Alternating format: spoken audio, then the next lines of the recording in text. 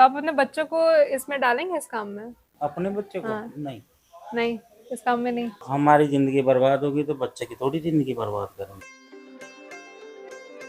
जयपुर की ये 300 साल पुरानी पॉटरी दरअसल ईरान से आई है और आप मानोगी नहीं, लेकिन इसमें कोई क्ले का इस्तेमाल नहीं होता।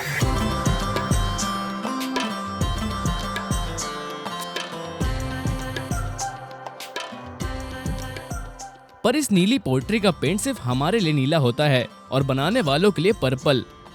इस जादू के साथ हम इसे किस्मत की पोट्री भी कह सकते हैं, क्योंकि पूरे 30 दिन की मेहनत के बाद भी कोई आइटम बचेगा या नहीं वो इसकी किस्मत पर है। इसमें मेहनत लगी है, 2-3 महीने लगी थी, अभी फट गए अपना आप। पर ये बर्बादी जितनी इसकी किस्मत की वजह से है, उतनी ही इसकी भट्टी और पेंट की वजह से भी होती है। इसे पकाने का तापमान एक पिघले हुए लावे जितना रखा जाता है, करीबन 800 डिग्री सेल्सियस। ब्लू पॉटरी दुनिया की इकलौती पॉटरी है जिसमें क्ले का इस्तेमाल नहीं होता, बल्कि क्वार्ट्ज स्टोन, ग्लास, मुल्तानी मिट्टी जैसी चीजें लगती हैं। क्वार्ट्ज पत्थर बोलते हैं, इसका पाउडर आता है। ये ग्रीन ग्लास है, इसका भी पाउडर होता है। ये सज्जी है, इसी का भी पाउडर होता है। ये मुल्तानी है, इसका भी पाउडर होता है। ये कतीरा गाढ़ा है, इसका भी पाउडर होता है। इन सब का पाउडर मिला के हम मिक्स करते हैं। अब जितना जरूरी इन सब का सही रेशियो है, उतना ही जरूरी है इन रॉ मटेरियल्स की क्वालिटी भी। इसलिए इसका खास क्वार्ट्ज स्टोन आता है अजमेर के बेवार से और ग्लास स्टोन कांच के शहर फिरोजाबाद से लाया जाता है। सबका पेस्ट बना के फिर हमारे पास ऐसे जैसे मोल्ड होते हैं, ऐसे मोल्ड होते हैं, तो इसकी जो आटा की तरह बनाते हैं उसकी चपाती बना के हम इसमें टर्न करते हैं, फिर इक्वल करते हैं काट के। उसमें वो कंडों की राख है वो बढ़ता है, फिर इसको 2 दिन के लिए उल्टा रख देता है। इसको तो हटा देते हैं, ये निकल जाएगा। फिर इस तरीके से ये हमारे पास पीस होता है।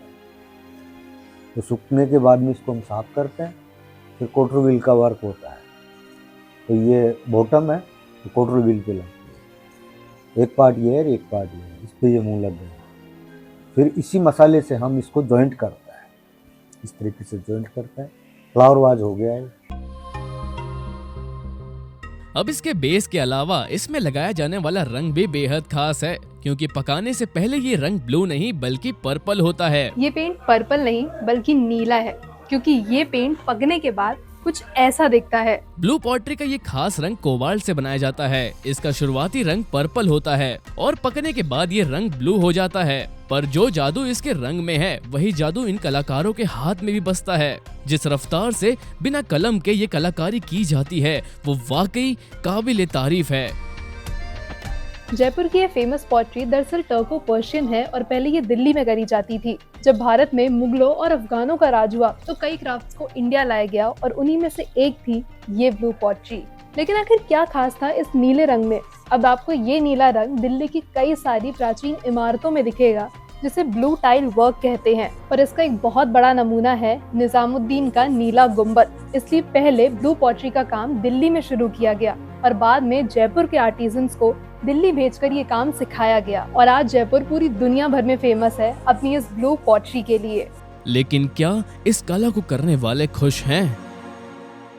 अफसोस, इसका जवाब ना है। तो आप अपने बच्चों को इसमें डालेंगे इस काम में? अपने बच्चे को हाँ। नहीं। नहीं, इस काम में नहीं। नहीं, हमारी जिंदगी बर्बाद होगी तो बच्चे की थोड़ी जिंदगी बर्बाद करेंगे।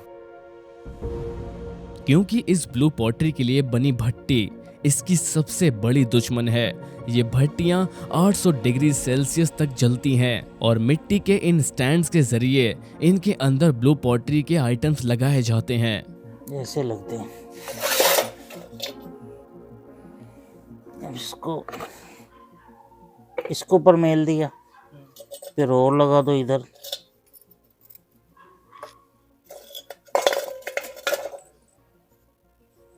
ऐसे बीच में बर्तन रख दो कुछ भी, और फिर ऊपर से फिर ऐसे रख दो। ऐसे करके टेट ऊपर तक ले जाते हैं। लेकिन इतनी मेहनत के बाद भी सबसे अफसोस की बात यह है कि ये पॉटरी बहुत आसानी से टूट सकती है। इनफैक्ट अगर ये नहीं भी टूटती है और अगर इसमें हल्के हल्के दाने भी आ जाएंगे तो भी ये मटेरियल सेकंड हैंड में बिकेगा, ये आइटम फर्स्ट हैंड नहीं बिक सकता। तो सोचिए कितनी नाजुक सी कला है, तो इसमें कितनी सारी मेहनत लगती है और फिर भी सारे पीसेस कभी सही निकल के नहीं आते। हाँ। जैसे अगर 10 गए तो लगभग कितने सही बाहर आ जाते अभी तो खोलने से जब पता लगेगा 10-20 तो हो जाते हैं। हैं? 10-20 टूटते हैं। हम्म। तो फिर अगर सब जैसे कोई पीस टूट गया तो वो वापस से फिर से पूरा प्रोसेस उस पे होता है कि वो बेकार ही हो जाएगा? जो काम लेने का है ना, जैसे वो सेकंड में निकाल देते हैं, नट जो टूट गए उसको हटा देते हैं। वो वापस उसका सही नहीं हो सकता कुछ नहीं, भी। कुछ नहीं होता है। तो इसमें तो मतलब माल की बर्बादी तो फिर होती है ना। होती है, बहुत होती है। हाँ, 30-1% तो बर्बादी होती है। इस कला में लोगों की जुटाई हुई जितनी मेहनत है उससे कई ज्यादा नुकसान भी है। कई दिनों की मेहनत सिर्फ एक पल में बर्बाद हो जाती है। अच्छा, इसमें अगर इस इधर भी गड्ढे पड़ जाते हैं तो ये माल खराब हो जाएगा? हाँ, दोबारा लूज नहीं ले सकते हैं इसको। अच्छा। पका भी नहीं सकते हैं इसको। पकाएंगे तो खड्डे कोचरे नहीं आएगी, फिर ये कलर वलर सब बेकार हो जाएगी। जब हम जयपुर जैसे बड़े शहर की बात करते हैं तो जीआई टैग से सजी तमाम कलाएं देखी तो जाती हैं, पर शायद कभी परखी नहीं जाती।